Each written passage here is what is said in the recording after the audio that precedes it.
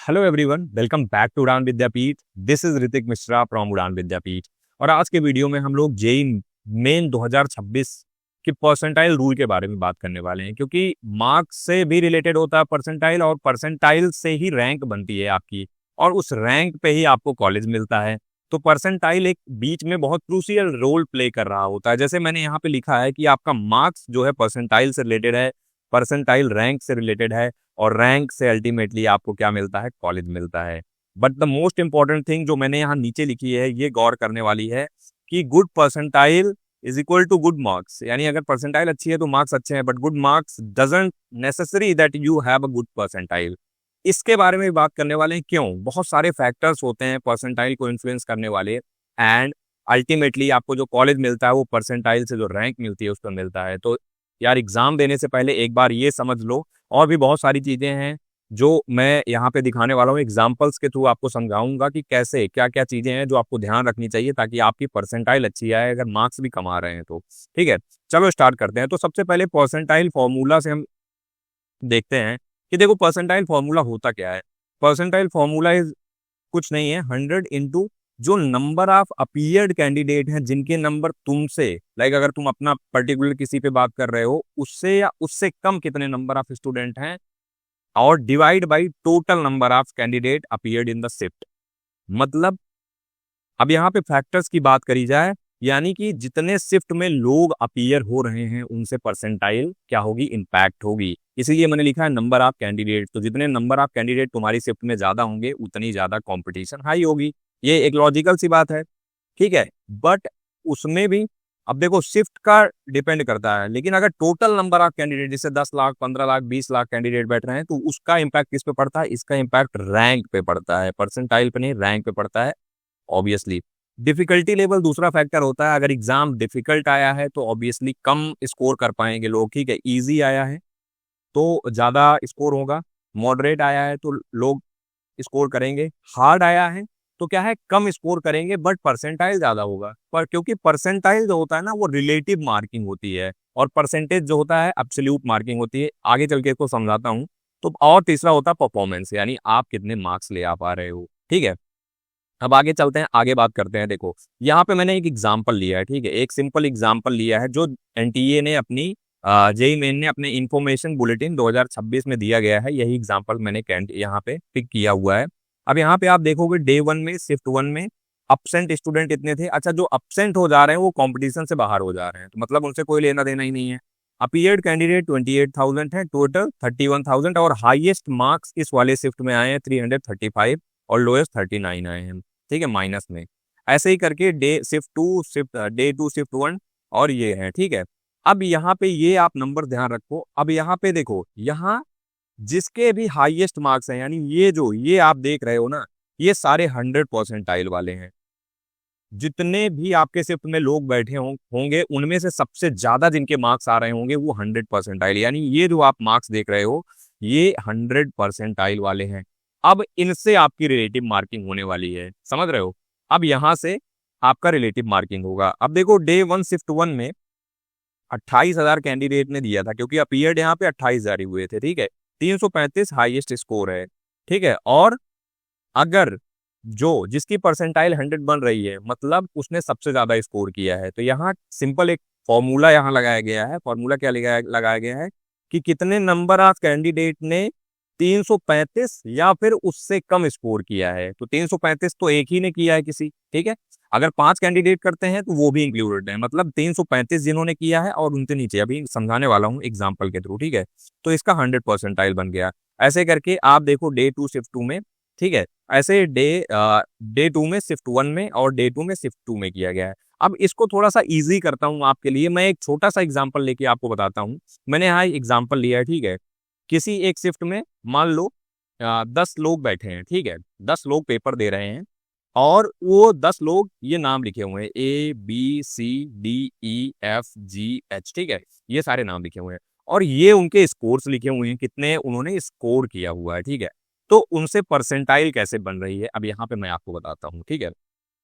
Suppose that candidate ए की बात करें तो इसने 340 नंबर स्कोर किया है, और अगर आप यहाँ इस लिस्ट में देखोगे तो 340 हाईएस्ट है, यानी कि सबसे ज्यादा है।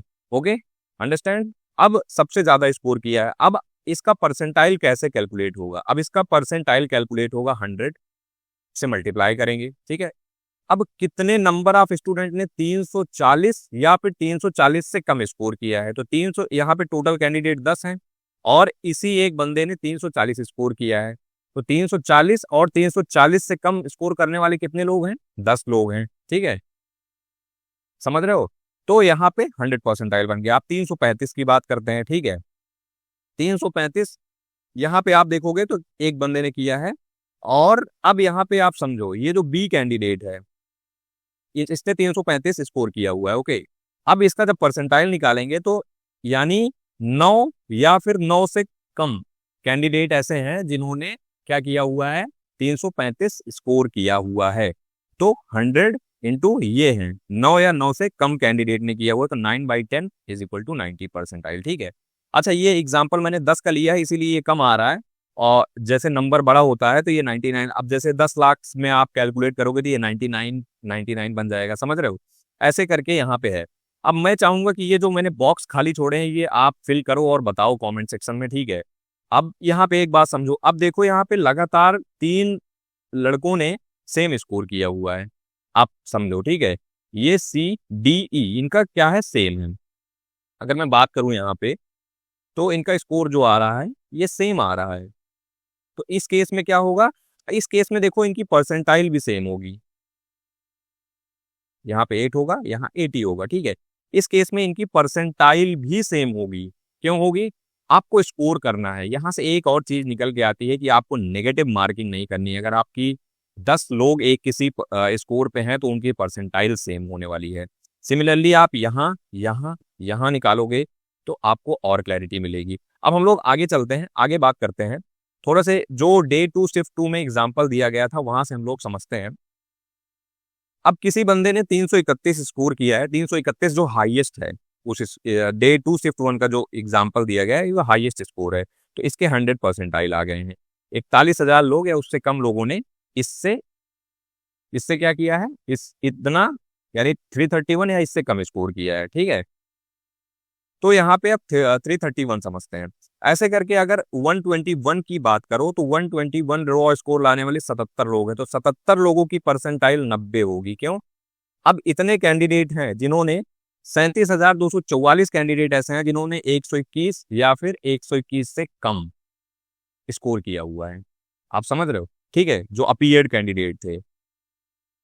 तो यहां से 77 कैंडिडेट की सेम परसेंटाइल बनेगी 90। रैंक डिफरेंट होती है, रैंक के बारे में भी मैं बात करने वाला हूँ, ठीक है। 25 कैंडिडेट हैं, 25 रॉ स्कोर लाने वाले 789 कैंडिडेट हैं और इन सब की परसेंटाइल 31.704012 बनी है। क्यों? क्योंकि यहाँ पे 13,102 या फिर उनसे कम कैंडिडेट हैं जिन्होंने 25 या फिर उससे बराबर स्कोर किया है, 25 या फिर उससे ज्यादा स्कोर किया है, ठीक है। तो आई होप ये समझ में आ गया होगा। अगर नहीं भी समझ में आया, जो भी जहां भी डाउट है आप डायरेक्टली पूछो। अब देखते हैं इसके इंपॉर्टेंट पॉइंट्स क्या हैं, ठीक है। सबसे पहले जब आपका एग्जाम होता है ना यार, तो एग्जाम कई फेजेस में होता है। तो सबसे पहले आपका एग्जाम होता है, जनवरी और अप्रैल में। आपकी डेट्स मिल गई हैं आपको, ठीक है। आप अपना जो भी परफॉर्म करते हो, और जनवरी अप्रैल में जिसमें बेस्ट होता है आपका, उससे बनती है आपकी रैंक, ठीक है। यही रैंक आपका जेई मेन कंसीडर करता है, एनटीए कंसीडर करता है। सेकंड स्टेप होता है आपका रैंक। अब जो परसेंटाइल आती है ना, उससे रैंक भी कैलकुलेट आराम से हो जाती है। ये आप जो फॉर्मूला लिखा है यहाँ पे आप अप्लाई करोगे तो डेफिनेटली मिल जाएगी। सपोज दैट अगर मैं ले लेता हूँ P इज योर परसेंटाइल, ठीक है, ये आपकी परसेंटाइल है जितनी आई हुई है। अगर मैं सपोज दैट कोई एग्जाम्पल ले लेता हूँ कि आपने 80 परसेंटाइल स्कोर किया है, तो 100 माइनस 80 और टोटल मतलब कितने कैंडिडेट ने टोटल अपीयर हुए हैं। तो अगर मैं मान लूँ 100, मान लो मैं 10 लाख मान के चलता हूँ, ठीक है। तो 10 लाख कैंडिडेट डिवाइड बाई 100 करोगे तो आपको यहाँ पे क्या मिल जाएगा? आपको मिल जाएगी जो आपकी रैंक होगी, वो रैंक आपकी 2 लाख समथिंग आपको मिल जाएगी, समझ रहे हो। तो ये चीज समझना भी जरूरी है। आपकी रैंक मिलती है, उसके बाद रैंक पे होता है आपका कॉलेज और काउंसलिंग। तो काउंसलिंग और कॉलेज में भी पूरा साथ देने वाले हैं। सब्सक्राइब करके रख लेना यार, जिन्होंने भी नहीं किया है। जो नए हैं वो सब्सक्राइब कर लो, जो पुराने हैं वो तो वेल एंड गुड, ठीक है। तो ये आपका स्टेप्स होता है और इनमें क्या क्या चीजें हैं। अब कंक्लूजन पे अगर बात करूं तो भाई मार्क्स, परसेंटाइल और रैंक ये तीनों आपस में रिलेटेड होते हैं, मैंने आप बता दिया, और इन्हीं से जाके अल्टीमेटली आपको कॉलेज मिलता है। तो मेक श्योर करिएगा। अब एक यहाँ फैक्टर मैंने इंपॉर्टेंट ये लिखा हुआ है कि negative marking can lower you percentile. अगर सपोज दैट आप और आपके 10 लोगों ने साथ में सही क्वेश्चंस, नंबर ऑफ सही क्वेश्चन सही सेम है, बट अगर आपके नेगेटिव मार्किंग ज़्यादा है, मतलब आपने गलत क्वेश्चन ज़्यादा किए हैं, तो ऑब्वियसली आपके मार्क्स कम हो जाएंगे, और मार्क्स कम हो जाएंगे तो आपके परसेंटाइल कम हो जाएंगे।